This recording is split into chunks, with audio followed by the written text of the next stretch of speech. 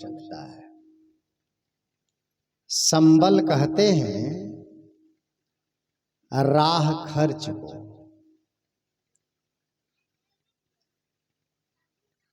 संबल हम सबको आवश्यक है, क्योंकि यहां बहुत दिन रहना नहीं है, यहां से चलना है। एक भजन सदगुरु कबीर साहब ने कहा है, वॉल्यूम थोड़ा सा कम करना, झनक आ रही है हल्की सी आधा पॉइंट, कि रहना है होशियार नगर में और एक दिन चोरवा आएगा। हेलो, इसको थोड़ा सा आवाज को वेट करने के लिए, बहुत रिपीट ना हो और बहुत ज्यादा झनक ना हो, आवाज में वेट हो जाए, केवल इतना आप इको दिया जाए, इतना रिपीट दिया जाए, गाने की में भी जरूरत पड़ेगी।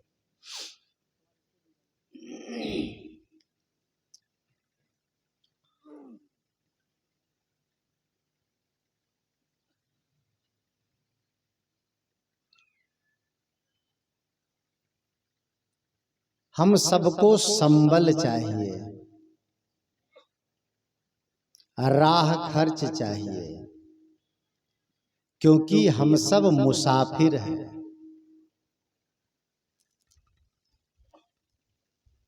यहां कब तक रहना है यह भी हम नहीं जानते हैं,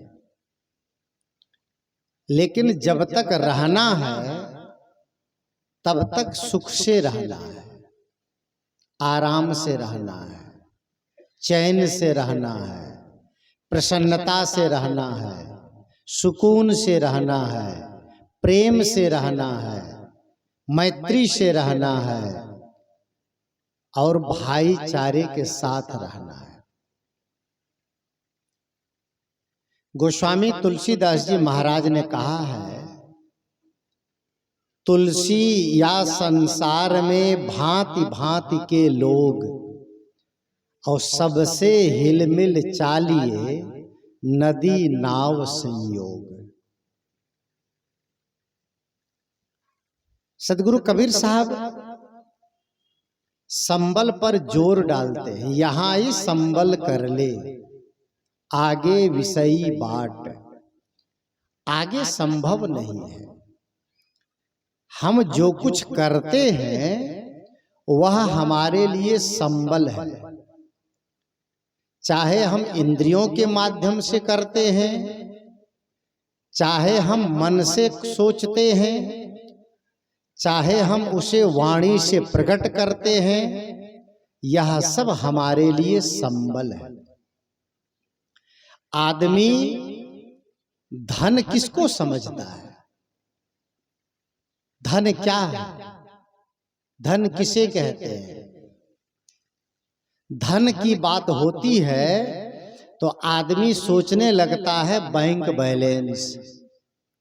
धन की बात होती है तो आदमी सोचने लगता है कि हमारे पास प्रॉपर्टी कितनी है, जमीन कितनी है, मकान कितना बड़ा है, गाड़ी कितनी महंगी है और गोल्ड कितना हमारे पास है, सोना।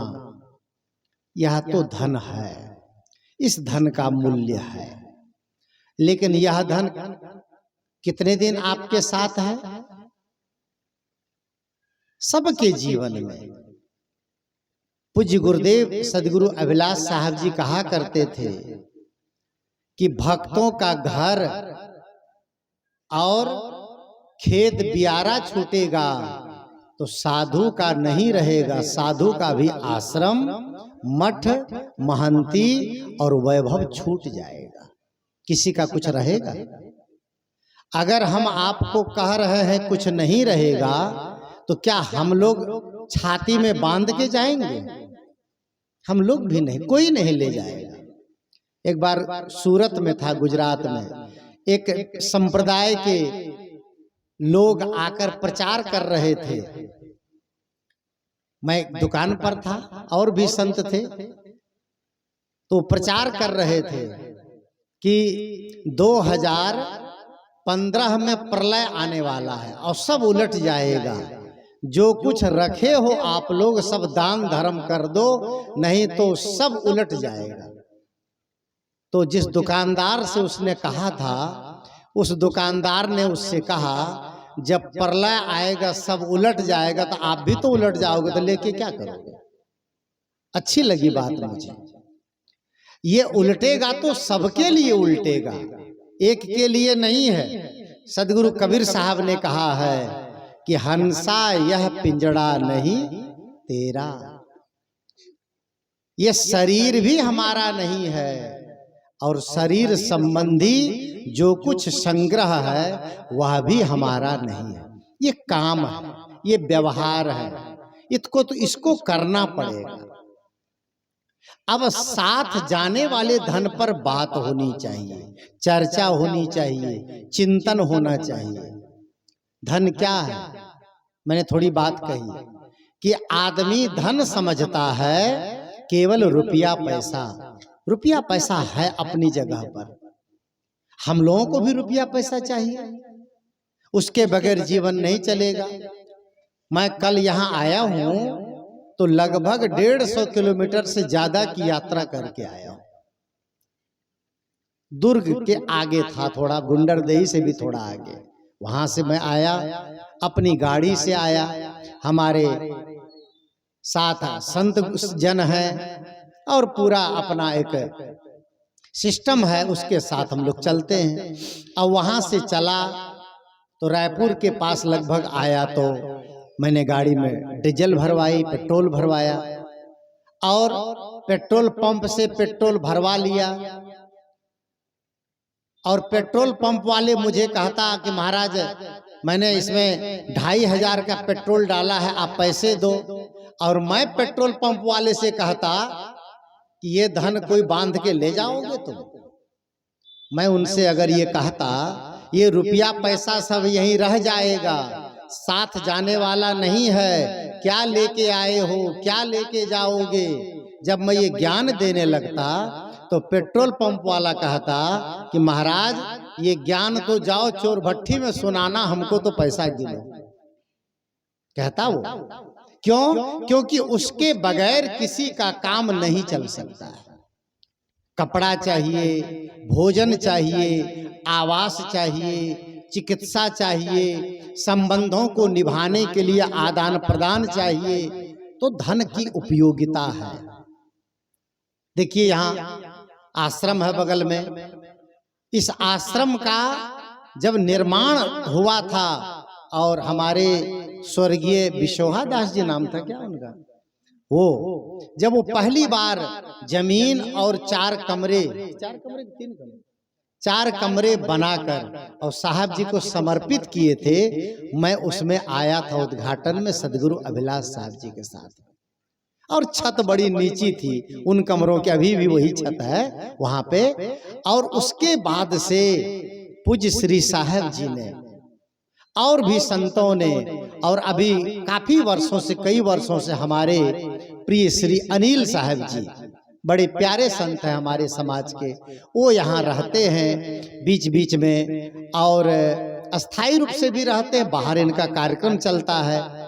और आप सभी भक्तों का सहयोग, क्षेत्रवासियों का सहयोग, सुंदर संस्कार, सदगुरु कबीर संस्कार शाला ऐसे कुछ नाम है, वो संस्कार हॉल बना, अभी सत्संग शेड बना, संतों भक्तों का निवास बना, सदगुरु श्री अभिलाष साहब जी स्मृति भवन बना, भंडार घर बना और दानदाताओं ने कुछ भूमि दान की। कितना सुंदर, कितना अच्छा लग रहा है। बहुत वर्षों के बाद में आया और देख करके मन मेरा खुश हो गया। ये सब विकास किससे हुआ? धन से हुआ। यहाँ पर बीच बीच में कार्यक्रम होते रहते हैं। अभी पूज्य श्री धर्मेंद्र साहब जी का कार्यक्रम फरवरी में होने वाला है, प्रत्येक वर्ष होता है वार्षिक आयोजन, वहाँ होगा, आप सब रहेंगे और संत आएंगे। तो ये सब धन के अभाव में कैसे होता, इसकी जरूरत है। लेकिन यह धन केवल विकास करता है और वह विकास जिसको हम भौतिक विकास कहते हैं। आध्यात्मिक विकास क्या है? यह धन बढ़े तो हमारी मानसिक पवित्रता भी बढ़े, शांति भी बढ़े, सुचिता भी बढ़े, निश्चिंतता भी बढ़े, प्रेम और सौहार्द भी बढ़े, आपस में एकता और समता भी बढ़े, आपस में मिठास बढ़े, आपस में स्नेह बढ़े, श्रद्धा बढ़े, सेवा बढ़े। इससे हमें अंदर में तृप्ति मिलती है, संतोष मिलता है। इसकी भी जरूरत है। एक बाहर का धन है। मैं जब धन पर चर्चा करता हूं तो 5 तरह के धन की चर्चा करता हूं। कितने तरह के? 5। आप लोग YouTube पर सुने भी होंगे। मैं धन के बारे में, वैसे धन तो बहुत है, लेकिन मैं मुख्य रूप से उसको 5 प्रकार में बांटता हूं। कौन कौन है? पहला धन है जीवन धन। पहला धन कौन सा है? जीवन। दूसरा है परिवार, तीसरा है चरित्र, चौथा है रुपया पैसा और 5वां है शांति। ये 5 धन को मैं विभाजित किया हूं, मैं अपने तरफ से। ये मेरा अपना विभाजन है। और कोई 10 भी कर सकता है, कोई 15 भी कर सकता है, लेकिन मैं 5 का वर्गीकरण किया हूं। और 5 में ये मेरी समझ से, मेरी जो छोटी समझ है उसमें ये 5 में सब धन आ जाते हैं। पहला धन क्या है? जीवन धन। कल्पना करिए, अगर जीवन ही नहीं रहेगा तो कौन सा धन आपके काम आएगा? है कोई धन? अगर जीवन न रहे तो किस धन की जरूरत होगी आपको? पत्नी भी मूल्यवान है, पति मूल्यवान है, रुपये पैसे मूल्यवान है, घर मकान मूल्यवान है, गाड़ी बंगला मूल्यवान है, जूते चप्पल मूल्यवान है, अंगूठी और चैन मूल्यवान है, लेकिन जीवन नहीं है तो किसका मूल्य है? पहला धन है आपका जीवन। जीवन है तो सब कुछ है, और जीवन नहीं है तो कुछ भी नहीं है। ये जीवन बहुत मूल्यवान है, जीवन धन है। और जीवन को समझें, जीवन के साथ खिलवाड़ न करें, जीवन के साथ मजाक न करें। आदमी जीवन को जीना नहीं जानता है, रोता है आदमी। विचार कीजिए, आदमी दुखी है और दुख के साधन खोजता रहता है। आप सुख के साधन खोजिए, आप सुखी होने का उपाय खोजिए। ये जीवन है। कैसे खोज सकते हैं? आपके पास 15,000 की आमदनी है 15,000 महीने आपके पास आ रही है आमदनी, लेकिन आप नहीं सुखी हैं क्योंकि आपकी नजर के सामने 50,000 आमदनी वाला आदमी है। तो आपको क्या लगता है? मेरे पास पर्याप्त पैसा नहीं है। लेकिन आपके ही अगल बगल ऐसा भी आदमी होगा आपके गांव में जो 5,000 की आमदनी में जी रहा है। आप उससे सुखी, ज्यादा सुखी हो सकते हैं कि नहीं? किसी के पास एक आंख है, वो जी रहा है, और आपके पास कितनी आंख है? 2 है ना। सुखी होना चाहिए ना, प्रसन्न होना चाहिए, लेकिन नहीं साहब, हम सुखी नहीं हो सकते क्योंकि समझ नहीं। मैंने सुबह के सत्र में कहा था कि change your attitude and change your life. आप अपने चिंतन की दिशा को बदलिए तो जीवन अपने आप बदलेगा। आप सुख के दृष्टिकोण को सामने ले आइए। धन से, धन तो जीवन गुजर की चीज है। सदगुरु अभिलाष साहब की पंक्ति है, धन तो केवल तन गुजर के वास्ते हैं, पर विचारो शांति के क्या रास्ते हैं। धन का अपना मूल्य है, लेकिन पहला धन है जीवन। ये पहला धन है। इस धन पर सब लोग चिंतन करें। ये देखो, ये बीच बीच में ये थोड़ा सा ये क्या कहते हैं, चिल्लर। हाँ, इसको चिल्लर को थोड़ा सा संभालो। चिल्लर 2 ही रुपये रहेंगे, झनझन झनझन करते हैं, तो उसको संभालो थोड़ा सा, है ना। और अच्छा, दिक्कत क्या है, आप लोग मुझे देखते हैं और मैं चिल्लर को देखता हूं, क्योंकि मेरी नजर उधर है, इसलिए उनको थोड़ा सा संभालिए। धन, 5 प्रकार के धन। पहला धन है जीवन। जीवन रूपी धन को समझिए। और ये जीवन में, जीवन धन तब होगा जब आप जीवन को समझेंगे, जीवन के मूल्य को समझेंगे। ये किराए का है, बहुत दिन ये रुकने वाला नहीं है। और बाहर वाला भी किराए का ही है। बाहर का धन भी आपके पास बहुत देर रुकने वाला नहीं है। आज आप घर के मालिक हैं, दुकान के मालिक हैं, प्रोपराइटर हैं, आपके सिग्नेचर से लाखों का चेक पास होता है। बिजनेस और व्यापार के मालिक हैं आप, घर के मालिक हैं, लेकिन बेटे जवान हो गए, बहू जवान हो गई, तो आप घर के मालिक नहीं रह जाते। तब दुकान में आपका साइन नहीं चलेगा चेक में। तब दुकान का मालिक आपका बेटा हो जाएगा और आपकी संपत्ति ट्रांसफर हो गई। किसके नाम? बेटे के नाम। वो तो छोड़िए, कितने लोग एक जगह, एक कथा में, ध्यान से सुनिए, एक जगह एक कथा में एक पंडित जी ने कह दिया कथा में कि जो आदमी मुंह में सोना रख करके मरेगा और सोना मुंह में लिए लिए शमशान चला जाएगा, जल जाएगा, उसको भगवान का धाम मिलेगा। अब पंडित जी ने कह दिया। एक बुढ़िया को बात लग गई। रायबरेली जिले की घटना है। अब बूढ़ी दूसरे दिन जाती है एक सोनार के पास।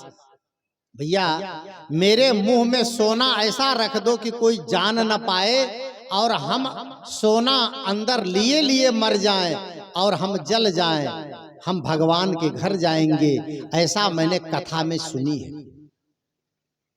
सोनार ने उसके दांत में सोना, अंदर में सोना चिपका करके, मढ़ा करके, और ऊपर से दांत का पॉलिश कर दिया सोनार ने, ताकि किसी को पता न चले कि दांत में सोना है। अब वो बेचारी इतना खुश हो गई सोना दांत में चढ़वा के अंदर से, कि मैं तो जैसे भगवान के धाम जाने का रिजर्वेशन करवा लिया। बड़ी खुश थी, खूब मगन थी कि सोना अंदर है, कोई जान भी नहीं पाया। ऊपर से दांत का रंग चढ़ा है, दांत का कलर चढ़ा है, और अंदर में सोना है, किसी को पता ही नहीं। तो बड़ी खुश थी।